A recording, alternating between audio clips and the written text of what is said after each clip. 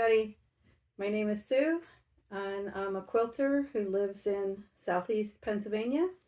And I've been quilting for 30 plus years. And I work primarily in scrap quilting. So if you're interested in how to take care of all the scraps that accumulate in your room, or just different ways maybe, or possibilities for them for future projects, stay tuned because that's pretty much all I do is scraps. And I know we all sort of have different definitions of what scraps are. And for me, most of what I use comes, a lot of it comes secondhand. I go to thrift stores a lot.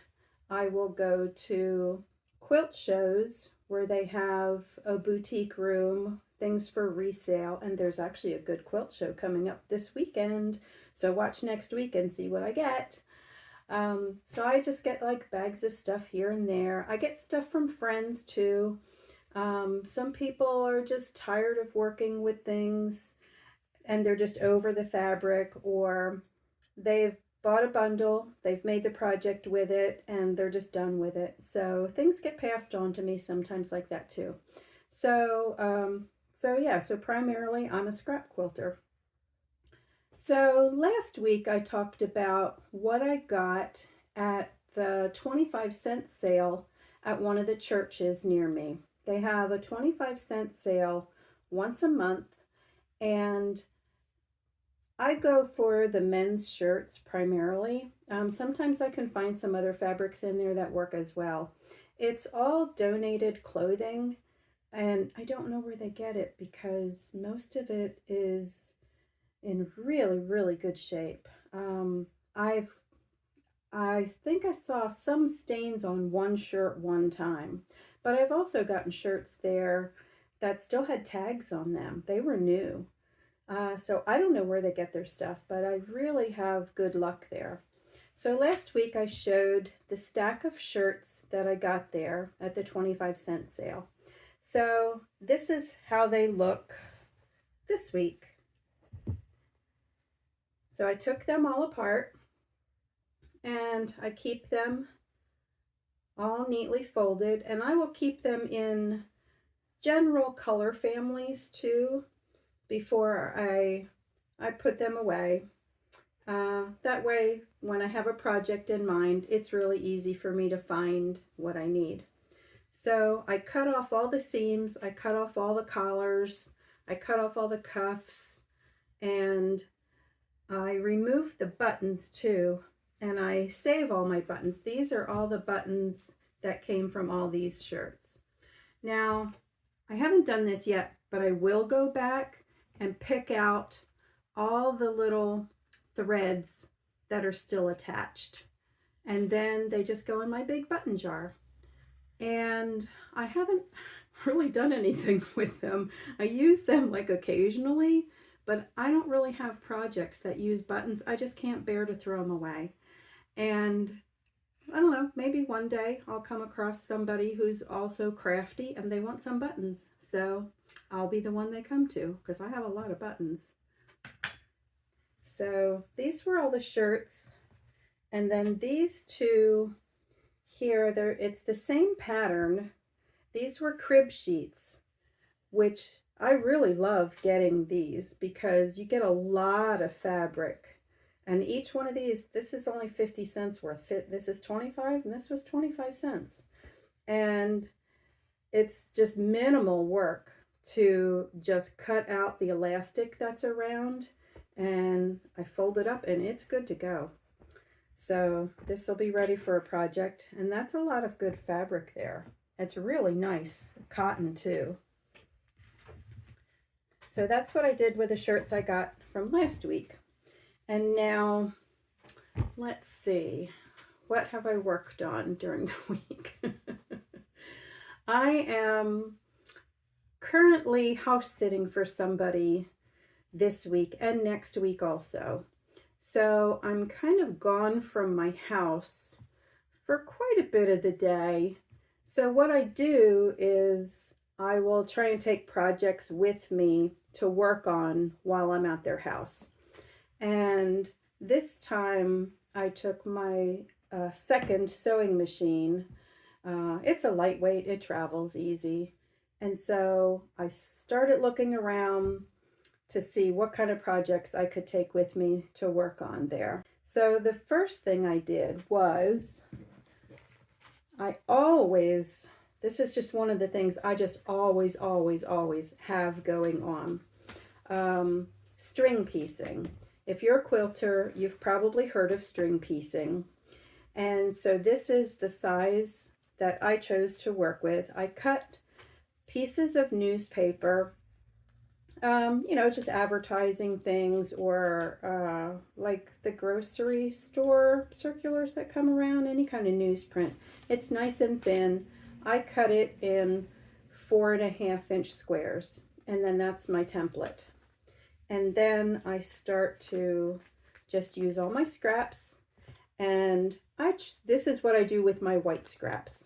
My other colors I have other plans for, but as far as my whites or low volumes, they're not all just white. I do like to mix in little tiny bits of color here and there. So this is what I do then. I just sew them diagonally onto the paper, and then I trim everything down. And so here you can see too, here's a better one that you can see, I think, that has like a little pop of color on it. And some more. So I took this with me to just try and use up some of those scraps that have been accumulating. So I got all of these done while I was house sitting. And now my pile of scraps is really low and manageable again. And what I do with these, once I have enough of them, which I almost always do, I always have scraps, so I'm always making things with them.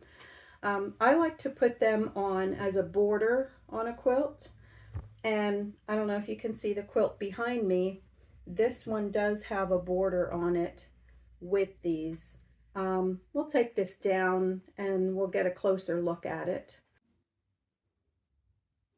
Okay, I just wanted to show you some of those foundation paper pieced strips that I used for my neutral fabrics and how I actually use them in a quilt. This is the border on an Ocean Waves pattern quilt. And even though the center of the quilt is just blues and neutrals, I didn't feel like these pops of colors on the outside really detracted from any of that at all. For me, it works. It just all kind of works. And then the center here these are all men's shirts. All of the blues are all men's shirts. And all of the neutral background pieces are a big assortment of, whites and off-whites. Okay, and this is the back of the quilt, of the Ocean Waves quilt. If I use a 45-inch piece for the back, you have to piece it, and it still is not quite wide enough for the size quilts I make. So a lot of times I have to put a piece in it to make it wide enough. And so this is what I put on this one. And these really were, just all leftovers. Just all leftovers. I was just using things up. Just every once in a while I would just piece some things, and I kind of put them in my box where I have all my orphan quilts, or orphan blocks for quilts. And sometimes they work out for the back of a quilt. So I really like it on the back of this one.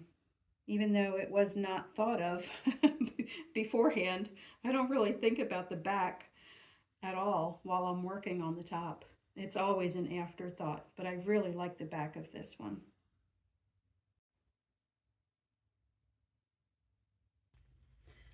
So I got that done. That made me happy. I finished that. And then another thing I was working on were these.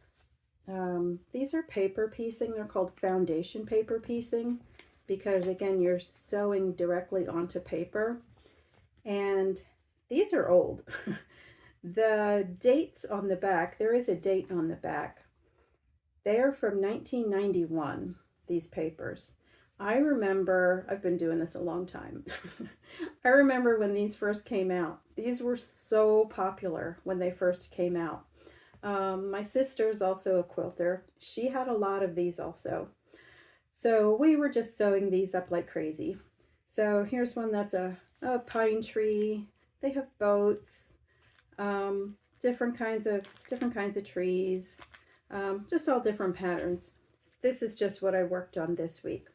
So I got these. I kind of got tired of them at the time with working on them. I just was ready to move on to something else. So all the papers that I had left over, I gave to a friend of mine because I thought she'd use them. Well, I guess she hung on to them for a really long time because she just gave me a whole stack of them back. And this has been a long, long time.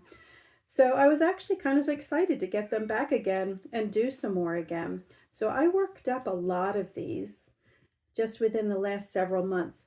But this is just what I finished this week while I was house sitting. So, and some of them too are, this says Granny's Nannies on. That was just the name I was familiar with, back in the day. This one says it's by Quilt by Number, and this is on vellum. So it's supposed to tear away easy, and it does. So these are just another pattern. It's just pine trees. And these are not all the same size, but it's not a problem for me. I'll work it into something. And here's just some more different pine trees.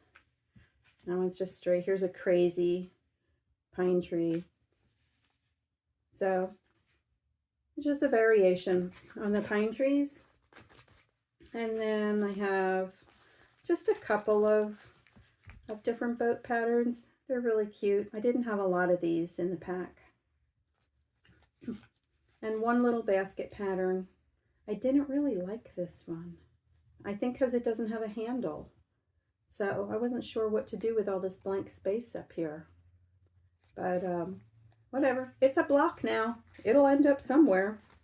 And then I made a lot of these. I used up all of these papers. These are all the same.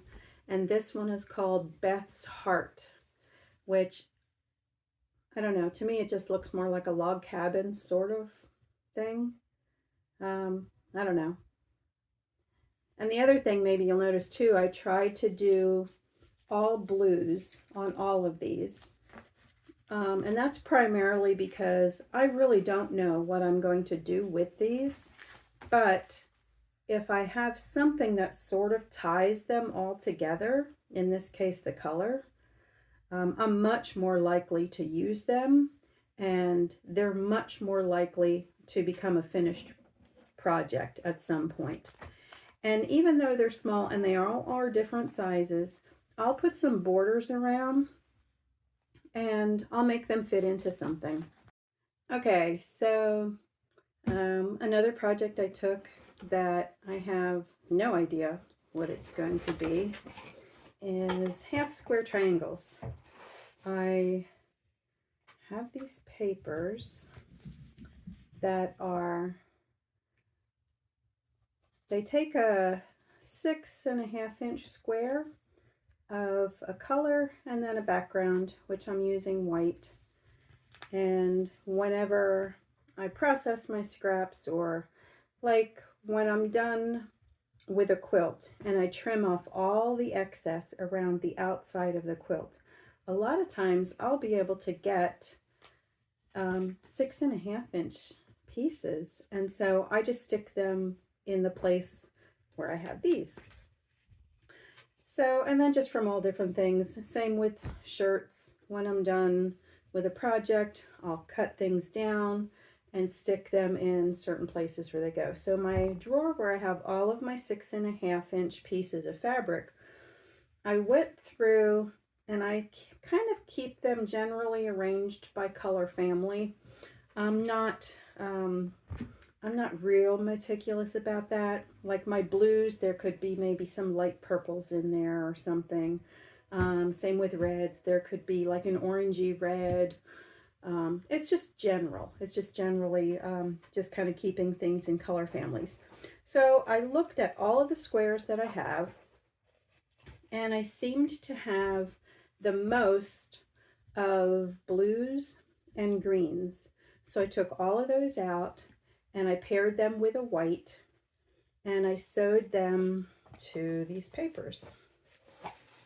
So this is another thing I did when I was house sitting this week, and this kept me busy for a long time. That's a lot of sewing. These are going to finish at 2 inches. That's one reason I like these so much, because 2 inches to me, and for the type of quilting I do, the blocks I seem to prefer, 2 inches really works well for me. And it's really easy to build on that. It's a nice, easy round number. So I don't know how many there are. There's probably 70 or 80 altogether here. And I did trim them down then, so they're all nice and trim. And I did start to then cut them apart. And then after you cut them apart, I press them open before I take the papers off, because this is your bias here. And so when the paper is on, when you press it, it's going to keep this much more stable. So I always press them open, and I always make sure that the color is, I don't like that fabric. It doesn't matter though, it'll be small, it'll be fine. I always make sure the color is going to, I put it on the bottom so the white is next to the paper so that I can open it up and press to the dark side. If I had the white on the top, when I pressed it open, I would be pressing to the white side. So I always try and make sure I get the white next to the paper, and then the dark goes on the bottom so it can open up and get pressed to the dark side. So then after you press everything, then I cut these little dog ears off. There's one down here and one up there. And I know a lot of people don't like trimming their dog ears. I really like trimming the dog ears. I don't know why. I think they look so neat when there's just hundreds of little trimmed dog ears on the table. And I've actually thought of maybe saving them all in a jar for, I don't know why, just because. So I don't mind that. And I also don't mind taking the papers off. They come off very easy. And I think it depends like on the paper. So it might depend on the company that you order from. Some of them tear off easier than others. Most of the times when you buy from a company that makes paper specifically for foundation paper piecing, they're going to use a paper that tears off pretty easily. This one is called Star Singles, and I think I got these from Missouri Star, but I think if you do a Google search, I think they're pretty easy to find. I also use Thangles sometimes, and that will also give me a 2-inch finished half square triangle. I prefer this because I can get 8 at a time here, but sometimes if I use the Thangles, I can use a leftover from a 2.5-inch strip, so like a jelly roll. Mine don't come as prepackaged jelly rolls, but I do cut scraps also into 2.5-inch strips. So if I need more blues for a project, or if I need more greens, then I go into the box that has my 2.5-inch strips, and I will put those on the Thangles paper. And that's very easy to find, the Thangles paper.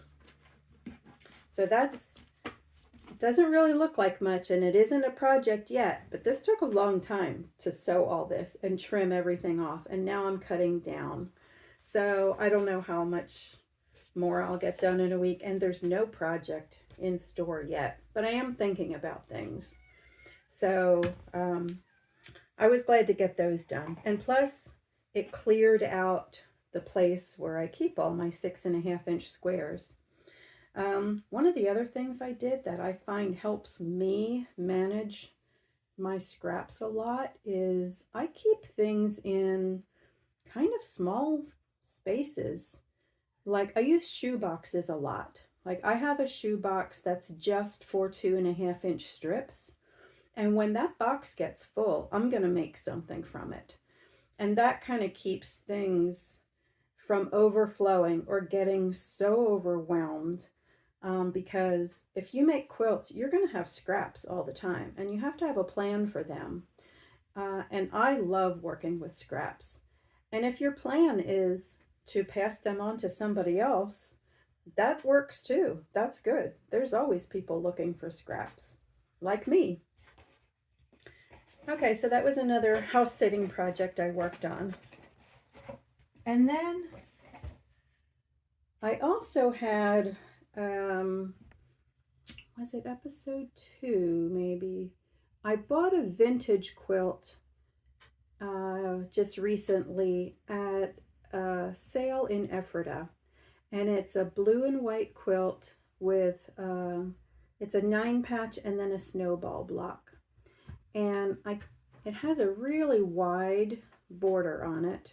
And I wasn't sure how I felt about that because the fabric was kind of on the thin side. But I thought, well, I've worked with old vintage fabrics before. I can make it work.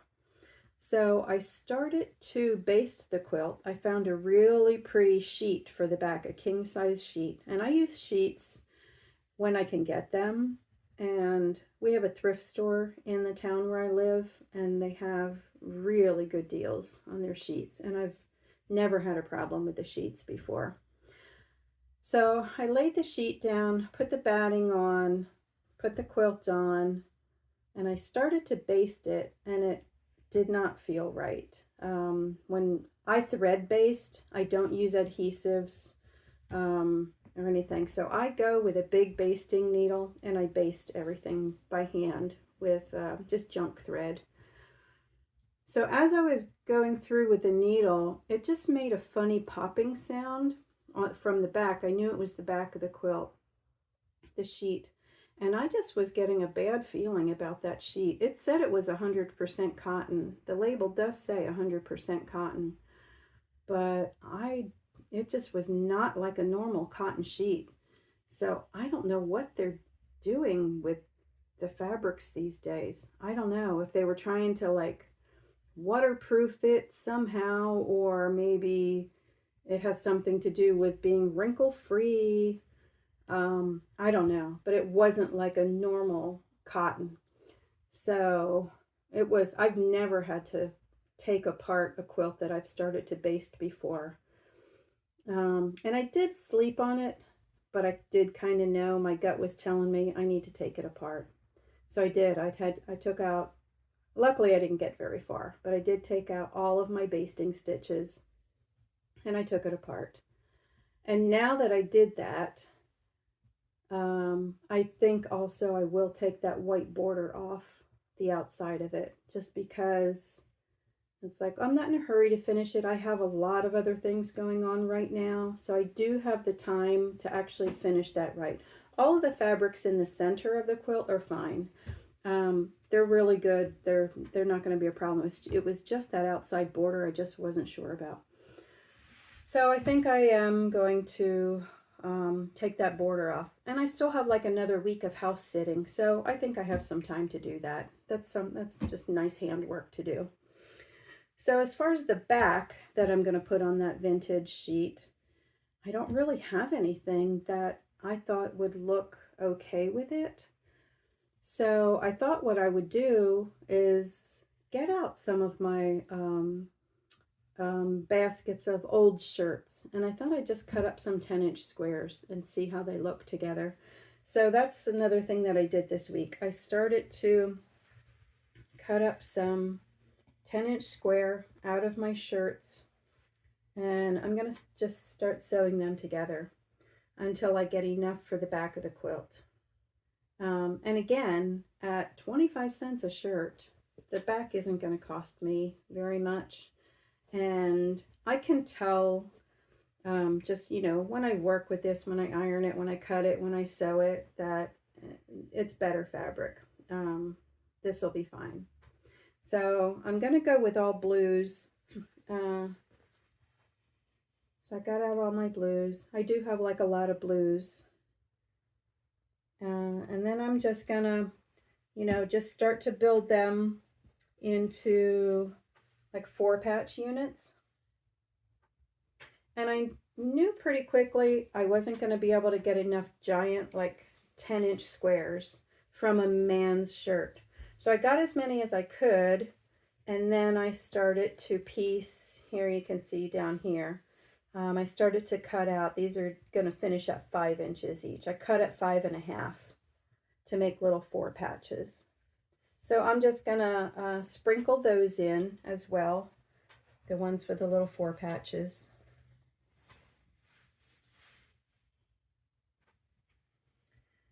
Actually, this one right here, I really like that fabric. It's really pretty. This was a set of pajamas. This was like a man's pajamas. So I got a top and the bottoms. So there was a lot of fabric out of that. So that was nice. So that's what I did. I didn't get it all put together yet, but there's only so many hours in a day. But I started it. So hopefully by next week's video, I can show you the top that's finished. And then, I don't know. I don't know. I don't think I'll be at the basting stage yet. You know, I really don't. And again, I'm not in a hurry. I have a lot of other things going on right now. Okay, and this is the last thing that I've actually worked on actively this week. Well, I shouldn't say that. I've also have a hand quilting project that takes a lot of my time. But I'll probably show that to you next week. Hopefully that'll be done. So anyway, I worked on this week. This is just going to be a little quilt for my sofa. And this kind of came about because I found a shoebox that I just keep scraps in that are less than, definitely less than a fat quarter. But they're too small actually to put back on the shelf, so they go in a shoebox. Well, apparently over a period of time, I picked out like all of the colors, all of the nice bright colors, and I already used them. They went into something else. So all that was left in the shoebox now was basically blacks and tans. So I thought, okay, time to weed some of those out too. So I kind of put this together. It's basically a double 4-patch pattern. There are a couple of colors. Here's a purple and here's a green, but mostly, you know, tans and browns. So I got this basted. And, oh, I was really lucky. I found I still had some border print that this is so, oh, I've had this for ages. But it's kind of hard to use because once you use it for full-size quilts and then you have like smaller pieces left, it's hard to use that up. But I actually had enough to go around this. It worked out really well. So I was happy to be able to use up almost all the rest of that. Now I only have a tiny bit left.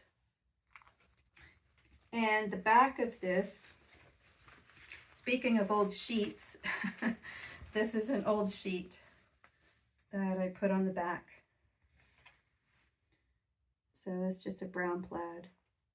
And I decided to put a polyester batting in here. I have not used a polyester batting in decades, literally in decades. But money's tight, and this is just for the couch. This is not an heirloom. So I thought, just to get this project done, I thought I'm just going to pop a polyester batting in this one. It will serve its purpose. So this one got basted, and this one is next up on my list to quilt. I hand quilt all of my quilts.